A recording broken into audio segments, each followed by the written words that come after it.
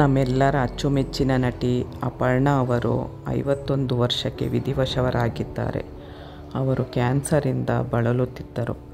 ನಾನು ನಿಜವಾಗ್ಲೂ ನನಗೆ ತುಂಬ ರಾತ್ರಿ ಮೊಬೈಲ್ ನೋಡಿದ್ಮೇಲೆ ತುಂಬ ಅಳು ಬಂತು ನನಗೆ. ಯಾಕಂದರೆ ನನಗೆ ತುಂಬ ಅವರು ಕನ್ನಡ ಮಾತಾಡೋದು ತುಂಬ ಇಷ್ಟ. ನನಗೆ ಅಚ್ಚ ಕನ್ನಡ ಮಾತಾಡ್ತಾಯಿದ್ರು. ತುಂಬ ಖುಷಿಯಾಗೋದು ಮತ್ತು ಯಾವಾಗಲೂ ನಗುಮುಖ.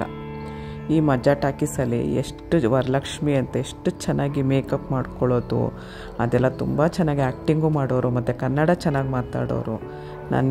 ಎಷ್ಟು ನನಗೆ ಬೇಜಾರಾಯಿತು ಅಂದರೆ ನಮ್ಮಲ್ಲೇ ಯಾರನ್ನೋ ಒಬ್ಬರನ್ನ ನಾನು ಕಳ್ಕೊಂಡಿದ್ದೀನೇನೋ ಅನ್ನೋ ಥರ ಆಗಿಬಿಡ್ತು ನನಗೆ. ದೇವರು ಇನ್ನೊಂದು ಸರಿ ಅವ್ರನ್ನ ನಮ್ಮ ಜೊತೇಲಿ ಹುಟ್ಟು ಬರಲಿ ಅಂತ ನಾನು ಕೇಳ್ಕೊಳ್ತೀನಿ.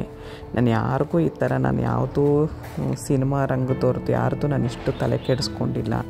ಆದರೆ ನಿಜವಾಗ್ಲೂ ನನಗೆ ತುಂಬ ಈ ವಿಷಯ ತುಂಬ ಬೇಜಾರಾಯಿತು. ಯಾಕಂದರೆ ಹಸನ್ಮುಖಿ, ಆಮೇಲೆ ತುಂಬ ಚೆನ್ನಾಗಿ ಕನ್ನಡ ಮಾತಾಡೋರು, ಕನ್ನಡದ ಅಂದರೆ ಸ್ಪಷ್ಟವಾಗಿ ಕನ್ನಡ ಮಾತಾಡೋರು, ನಿರೂಪಣೆ ಅಂತೂ ಅಷ್ಟು ಚೆನ್ನಾಗಿ ಮಾಡೋರು. ಹಾಗಾಗಿ ಎಲ್ಲರೂ ಅವ್ರಿಗೆ ಆತ್ಮಕ್ಕೆ ಶಾಂತಿ ಸಿಗಲಿ ಅಂತ ಕೇಳ್ಕೊಳ್ಳಿ. ಯಾಕಂದರೆ ತುಂಬ ನರಳಿದ್ದಾರೆ ಕ್ಯಾನ್ಸರಿಂದ. 51 ವರ್ಷಕ್ಕೆ ಅವರು ಅಂದ್ಕೊಂಡಿರ್ಲಿಲ್ವಲ್ಲ, ಯಾರೂ ಅಂದ್ಕೊಂಡಿರಲಿಲ್ಲ 51 ವರ್ಷಕ್ಕೆ ಸಾಯ್ತಾರೆ ಅಂತ ಹೇಳಿ. ದೇವರು ಅವ್ರ ಆತ್ಮಕ್ಕೆ ಶಾಂತಿ ಕೊಟ್ಟು ಇನ್ನೊಂದು ಸರಿ ನಮ್ಮ ಜೊತೇಲಿ ಹುಟ್ಟಿ ಬರಲಿ, ಕನ್ನಡ ಆಗಿ ಅಪರ್ಣಾ ಆಗೇ ಹುಟ್ಟು ಬರಲಿ ಅಂತ ನಾನು ದೇವ್ರ ಹತ್ರ ಕೇಳ್ಕೊಳ್ತೀನಿ.